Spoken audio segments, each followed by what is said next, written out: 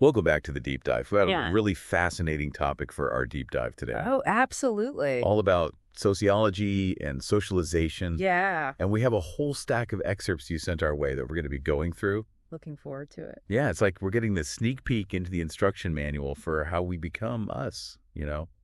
Yeah, I think what's so captivating about this topic is how it reveals this sort of intricate dance between the individual and the structures they inhabit, right? So it's Right. constant push and pull, this shaping and being shaped. Yeah, absolutely. Like from our everyday conversations Right. to those big life choices like marriage or even where we decide to live. Exactly. We're going to kind of uncover how society subtly influences us in all those ways. Yeah. So to kick things off, I think it's good to just lay down some definitions, Yeah. just some of the core concepts. For sure. One of the excerpts defined sociology as the study of groups and interactions, Okay. both large and small. Yeah, it's about understanding how people behave in groups and how those interactions create the patterns and structures that we see in society. It's so interesting because we often think of our choices as like totally personal, Right. but sociology helps us see those choices through like a wider lens. Yeah, through that wider lens, exactly. One excerpt mentions this idea of the sociological imagination. Right. Right? That ability to connect our personal choices with these broader cultural forces. That's so true. Yeah. I think it's really fascinating, the sociological imagination. Think about it. Even something as seemingly personal as choosing a spouse. Right. It is influenced by societal norms about marriage, right? Right. These social facts, Yeah. laws, morals, values, customs. Okay. These act like these invisible boundaries, guiding our behavior without us even realizing it. That makes you wonder how much of what we think is our choice is actually shaped by society. Exactly. And, you see that play out in all sorts of ways. Yeah. Take the structure of the American family, for instance. We're seeing more unmarried couples, same-sex couples, single parents. Right. All sorts of family forms that challenge this traditional nuclear family model.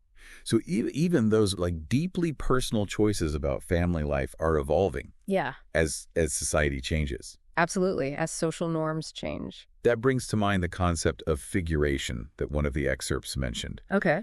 Can you elaborate on that a bit, this idea that individuals and society are inseparable? So figuration basically says that individuals and society are locked in this continuous feedback loop, constantly shaping and being shaped by each other. Okay. Imagine someone's religious practices, for example. Right. While their experience of faith is deeply personal, Right. it's also informed by social institutions. Buddy. Think about government policies, holidays, places of worship, Oh, wow. Yeah. rituals, right? Even your decision to practice or not, Uh-huh. it is influenced by these invisible forces, these social facts that we were talking about. That's a really great point. Like it emphasizes how intertwined we are with the society we live in. Yeah, absolutely. Speaking of real life examples, Sure. one excerpt shared Ashley's story Okay. about how she and her partner faced discrimination after moving from a city to a small town. Their story really brings that figuration concept to life. Right. They faced prejudice based on their sexual orientation, Uh-huh. something they hadn't encountered so strongly in the city. Okay. It just goes to show you how social context can really impact an individual's experience, right? Yeah, for sure. And I think what's so interesting about their story is they didn't just accept that situation. Absolutely not. They actually became agents of change, forming the town's first gay-straight alliance. Yeah, that's the crucial aspect of figuration, right? Right. Individuals can push back against those societal forces. Yeah. Even in the face of adversity, they can become catalysts for social change. And that story really perfectly segues into this idea of socialization, which is the process through which we learn all these norms and values. Right. The beliefs, behaviors. Behaviors, yeah, like how to function within our society. Yeah, it's like downloading the cultural blueprint of our world. Right, exactly. It's like that's how we become functioning members of society. It is. If new generations didn't learn these customs and values and practices, entire cultures could disappear. Wow. It's vital for both individuals and for society's survival. That's so true. It's like this cultural relay race, Right. passing on knowledge and traditions to the next generation. Exactly. But how does this actually happen? Like, where do we learn all of this stuff? That's where these agents of socialization come into play. Okay. These are the individuals, the groups, the institutions that really shape our social development. Okay. And the first and most influential agent is, of course, Family. Family is like our first classroom, right? It is. It's where we learn basic skills like language. Yeah. How to interact with others. Right, those fundamental values and beliefs of our culture. But it's important to remember that families don't exist in a vacuum, right? Absolutely not. They're influenced by those larger societal forces, like their race. Yeah, social class, the historical context they live in. Yeah, so it's like a chain reaction. It is. Those bigger social forces influence families, who then influence individuals. Exactly. We can see this play out in, different parenting styles. Right. Say working class versus wealthy families. Each emphasizing values and behaviors aligned with their social reality, right? Right, exactly. Absolutely. One excerpt even compared stay-at-home fathers in Sweden to their counterparts in the U.S. Interesting. In Sweden, there's less stigma around dads staying home with their kids. It highlights how deeply cultural norms influence family dynamics and socialization, right? Right. Even the roles that we see as natural are actually shaped by cultural values and expectations. So family lays the foundation. But as we grow up, other agents of socialization come into play. Of course. Like peer groups. Right, those friends and classmates Right. who share our interests and our social status, especially during adolescence, Right. become increasingly influential. Like peer groups offer us a space to experiment with identity, Right. develop our social skills, and learn norms that might differ from what we learn at home. It's like a social testing ground. It is. Where we figure out who we are outside of our families. Absolutely. And as we transition into adulthood, then institutional agents of socialization, like schools and workplaces, take center stage. Right. These environments have their own sets of rules and expectations. Yeah, like think of schools. Yeah, schools transmit knowledge and skills, but they also have this hidden curriculum. Right. The unspoken lessons about social norms and values and behaviors. It's learning to follow rules. Yeah. Cooperate, compete. Absolutely, those unwritten rules of navigating the world. Yeah, and also how they shape our national identity and citizenship. Right, from reciting the Pledge of Allegiance to learning U.S. history and geography. It's like subtly shaping how we see ourselves within the larger context of our nation. It is, and even the textbooks we use in schools reflect changing social perspectives. Oh, absolutely. The evolution of textbooks is a great example of how socialization is ongoing, Yeah. Even the knowledge that we consider factual can be influenced by these biases and evolving social norms. Right. It makes you wonder about whose perspective is being presented. Yeah. And how that shapes our understanding of the world. I remember that story from one of the excerpts about those South Korean protesting Japanese textbooks. Yeah, they felt like those textbooks were distorting history. It shows how powerful textbooks can be. They are powerful. As agents of socialization. Absolutely. Now, after school, the workplace presents its own set of socialization challenges. It does. It's not just about having those technical skills, but also navigating office politics. Right, communication style. All those unspoken rules. It's a whole new set of social norms to learn, Yeah, workplace socialization includes material culture, like, knowing how to use the copy machine. Right. But also non-material culture. Yeah, things like dress code and how to address your boss. Absolutely. And with people changing jobs more frequently these days, workplace socialization has become even more crucial. That's right. It's about constantly adapting to new environments and expectations. Okay, so we've covered family, school, workplace. Yeah. Let's talk about another big one, religion. Right. So religion provides, especially organized religion, it provides a framework for understanding the world. Yeah. It instills these moral guidelines, this sense of community. Right. And shapes our worldview and our behaviors through those rituals and beliefs. And it's worth noting that religion can also reinforce gender norms. Right. Absolutely. Some religions have different expectations for men and women. Yeah, in society, which can contribute to these traditional gender roles being passed down. It's like woven into the teachings. Yeah, those gendered expectations, for sure. Now, we can't forget about the government as an agent of socialization. The government establishes laws and policies that shape our lives in really profound ways. Right. Think about how they define those key life stages, like setting the legal age for adulthood, voting, drinking, receiving senior benefits. Right. It's like society has this timeline. Yeah. And the government kind of helps enforce those markers. Precisely, Of when we should be doing certain things. Exactly. And then, of course, we can't forget about The media. Oh, mass media, right. TV, movies, the internet. This constant stream of information shaping our perceptions. Right, like what's cool, Yeah. what's desirable, how we should act. It has a huge influence on both material and non-material culture. Absolutely. Like think about the impact of, say, princess culture Right. on young girls. Oh, yeah. Right. Some argue that, the emphasis on that princess imagery promotes a very narrow view of femininity.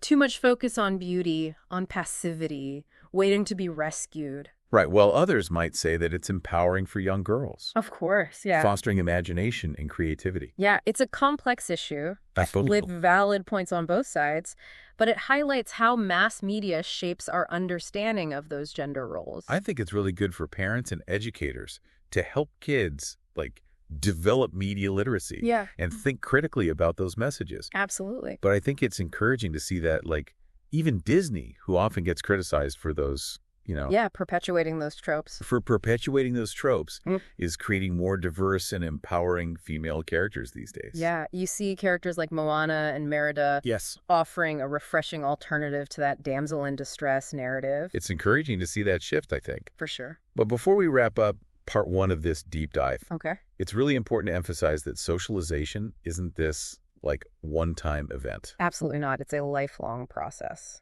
And different agents and experiences continue to influence us throughout our lives, leading us to sometimes re-socialize, Right. which means unlearning old behaviors Right. and adopting new ones when we enter new environments or take on new roles. That can be challenging, though, right? It can be very challenging. Especially when we're, shedding those deeply ingrained habits and beliefs. Absolutely, but it shows how adaptable we are as humans. Right. That capacity to learn and grow throughout our lives. So we've only just begun to kind of explore the foundations of sociology and this concept of socialization. Yeah, we've laid the groundwork. But in part two, we're going to delve a bit deeper into how this plays out across the different stages of life. Okay, So stay tuned because it only gets more fascinating from here. looking forward to it. Welcome back to our deep dive into socialization. It's amazing to think about how this process of socialization, as we've been talking about, it's not like a one-time thing. No, not at all. It's this ongoing evolution that shapes us, from childhood to adulthood and beyond. And one of the things that's really interesting is how our journey through life is influenced by these, what sociologists call age norms, Okay. societal expectations about what we should be doing at different ages. Right. It's like there's this invisible societal clock dictating, the right time for certain milestones, Exactly. finishing school, starting a career, getting married, having kids, all that. And a lot of times, these age norms are reinforced by actual laws and policies, creating what we call time-related rules and regulations. And these shape our trajectories. So it's not just societal pressure, it's literally the law. Right, exactly. Take mandatory schooling in the U.S., for instance. Oh. Kids are required by law to attend school, Right, yeah. essentially defining childhood as a time for learning, not for working, right? It makes you realize how much these norms, backed by these legal frameworks, can really influence the whole course of our lives. And these norms can vary wildly across cultures. The excerpt mentions how in some countries, like Niger and Sierra Leone, child labor is still really common. Oh, wow. And accepted Right. really underscores how what's considered normal is very much culturally defined. Yeah, so even the very concept of childhood Yeah, can be shaped by these cultural norms and economic realities. absolutely. Speaking of cultural differences, one excerpt compared the post-high school experience in the U.S. to that in Denmark. Interesting, yeah, how those cultural expectations create very different pathways for young adults. Hey. In the U.S., there's often this pressure to go straight to college after graduation or Right. immediately enter the workforce. Right, get a job, Yeah, contribute, yeah. But in Denmark, taking a gap year is much more common Right. and socially There accepted. was space to explore. They're given the time and space to explore different possibilities Exactly. before settling into a career path. And it shapes their early opportunities and really their outlook on life. It makes you wonder how those early experiences then go on to impact their long-term goals and values. Yeah, long-term impact for sure. And I'm curious about how major historical events can influence these socialization patterns. Oh, yeah, absolutely. The excerpt about millennials facing adulthood in the wake of the 2008 financial recession It's a great example. It is, because that recession had a huge ripple effect on their socialization experiences. Yeah. Delayed milestones like financial independence, marriage, starting families, led to this term boomerang generation, right? As many moved back in with their parents. Due to economic setbacks. Exactly. Like the old roadmap to adulthood was like suddenly outdated. It was. They had to adapt, right? Yeah. Redefine what adulthood looked like and forge their own path. Yeah, in this rapidly changing world. And it raises these questions about how these experiences will shape, their long-term outlook. Oh, yeah, for sure. And Their values. Will they be more cautious? Right. More entrepreneurial? Or maybe more community-oriented because they've had to rely on those support systems? Yeah, absolutely. Only time will tell how this generation's unique challenges will influence their trajectory. Right. And it's fascinating to think about, too. Before we move on to the idea of resocialization, Okay. I want to touch on anticipatory socialization. Oh, yeah, preparing for future life roles. I remember that from the excerpts. By practicing those behaviors and attitudes. Right, it's like a dress rehearsal for that next stage of life. It is, easing those transitions. The excerpt gave examples like couples cohabitating before marriage. Oh, interesting. Okay. Or like expectant parents reading all those baby care books. Right, getting a taste of the role, anticipating the challenges. But it's not about just winging it. It's about actively preparing. Yeah, for the shifts in identity. And anticipatory socialization isn't just for young adults, right? Not at all. Older adults also engage in it as they prepare for retirement. Yeah. Like saving money, exploring healthcare options. Downsizing their homes, perhaps. Right, anticipating those changes. Absolutely. And proactively, equipping themselves to navigate that. Yeah, it's a smart move. But sometimes life throws us these curveballs. It does. And we're forced to adapt, more drastically. More drastic measures. And that brings us to resocialization. Okay. Which often happens when people enter what the excerpt called total institutions. These are environments like prisons, military boot camps, or even senior care centers. Right. Where individuals are really separated from their usual social surroundings. Right, immersed in this highly structured environment. Very structured, yeah. It's almost like entering a different world. It is, a whole new set of norms and values. The excerpt describes it as a two-part process. Okay. First, a degradation ceremony. Interesting. Stripping away that individual's old identity. Okay, so this might involve things like, shaving heads, wearing uniforms, right. Being assigned a number instead of using your name. It's about breaking down that old self. Breaking it down. And making them more receptive to the institution's norms. Exactly. Think about, military boot camp. Yeah. Recruits undergo this rigorous training. Right. To learn new skills. Yeah. Adopt a disciplined mindset. Bond with their unit. It's like forging a new sense of self within that military context. Exactly. A whole new identity. But resocialization doesn't always occur in these, extreme environments. Oh, not always. The excerpt also mentioned its application in corporate training programs. Oh, interesting. Businesses often use these principles of resocialization to help employees, embrace new ways of working. Right, new technology. Adopt new technologies. Align with the company culture. It's about fostering that adaptability. Absolutely, that willingness to learn and evolve. Within that professional setting. Right. And then there's also the resocialization that happens when people leave those institutions and reintegrate into mainstream society. Like prisoners returning to their communities or soldiers transitioning back to civilian life. Those transitions can be so challenging, right? They can. Yeah. Requiring that period of readjustment and support. It's a reminder that socialization is this dynamic, ongoing process, right? Absolutely. Woven into the fabric of our lives. We're always adapting, learning, and evolving. It's really fascinating how much our identities and our behaviors and our experiences are shaped by this interplay. Between individual agency and those powerful forces of socialization. And as we've seen, socialization isn't just about, conforming to these existing norms, right? No, not at all. It can also be about challenging and reshaping those norms. Leading to social change and greater inclusivity. So we've covered so much ground, from childhood to adulthood, these major life transitions. Yeah. We've explored the nuances of age norms, cultural differences. The impact of historical events. The impact of historical events on these patterns. Absolutely. It's been a deep dive for sure. But our exploration isn't over yet. No, it's not. In part 3, we're going to step back and kind of consider the key takeaways from this deep dive. Okay. What does it all mean? Big picture. How can we use this information to better understand the complex tapestry of human society. Looking forward to it. Stay tuned, listener. We'll be right back to wrap things up after a short break. We're back and ready to wrap up our deep dive into socialization. It's been a thought-provoking exploration for sure. It really has. We've covered so much ground. Yeah, from those early family dinners to, navigating the corporate world. It's amazing how much we take for granted when it comes to how we learn to be, part of society. Right, we just do it. We do, we just absorb it. But there's so much going on beneath the surface. Absolutely. And as we've unpacked, socialization is a really powerful process, one that's ongoing throughout our lives, right? Yeah, it's not just a one and done. No, not at all. It's constantly shaping our beliefs, our behaviors. And even our sense of self. But, one of the big takeaways for me has been this idea that it's not just about blindly conforming to societal expectations. Right. It's not just about fitting into a mold. It's about recognizing that interplay between individual agency and those broader social forces. Yeah, like we talked about before, that constant dance between shaping and being shaped. Right. We internalize social norms, but we also have the power to question them, to challenge them, and even to change them through our choices and our actions. And I think that's what makes this topic so fascinating. Yeah. It's not just about understanding how society shapes us, right,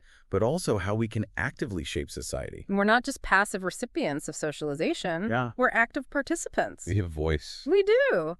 And recognizing that agency, that's key for driving social change and creating a more just and equitable world. Absolutely. Thinking back to Ashley's story, it's so inspiring to see how individuals can, push back against those discriminatory norms and really become these catalysts for change in their communities. Right. Their story shows that even small acts of resistance can collectively contribute to these broader shifts in attitudes and behaviors. I think that's so powerful. It is. Another key takeaway for me has been realizing that socialization isn't like a one-size-fits-all process. No, of course not. It varies across cultures, across historical periods. Across social classes, and even just individual experiences. Yeah, and I think those differences really highlight the importance of cultural relativism. Yeah, that idea that we should understand other cultures on their own terms. Right, not judging them through our own narrow lens. Absolutely. It's about recognizing that there are many valid ways of being human. Many different paths through life. Exactly. And embracing that diversity of perspectives. Enriches our understanding of the world. It does. And fosters greater tolerance and empathy and respect for others. Absolutely. Now, I think one of the most compelling aspects of this deep dive has been recognizing how socialization can both, unite and divide us. It's a double-edged sword. It is. On one hand, it creates these shared understandings and values and practices that, bind communities together. Right. It gives us that sense of belonging. But on the other hand, it can perpetuate inequalities. Oh, for sure. And limit opportunities for those who don't fit the dominant mold. Chris Langan's story is such a powerful example of that. It is, yeah, showing how a lack of social skills and cultural capital, which are often acquired through socialization, right? Exactly. Can hinder even the most brilliant minds. It underscores the importance of recognizing and addressing those systemic barriers to create a more just and equitable society where everyone has the opportunity to reach their full potential. So, as we wrap up this deep dive into this really fascinating world of socialization. Yeah, a deep dive indeed. I'm left with a sense of wonder. Yeah. But also responsibility. It's this powerful force that shapes who we are. Yeah, but we can use that knowledge to shape the world we want to live in. Right. So, listener, as you move through the world today, yeah, think about this. Remember that you are not just a product of your socialization. You are an active agent, capable of questioning, challenging, and changing the social script. Keep those sociological lenses polished. Keep them polished. And never stop exploring that intricate dance between yourself and society. Because it's an ongoing dance, for sure. That's it for this deep dive. Thanks for joining us. Thanks for listening. And happy exploring.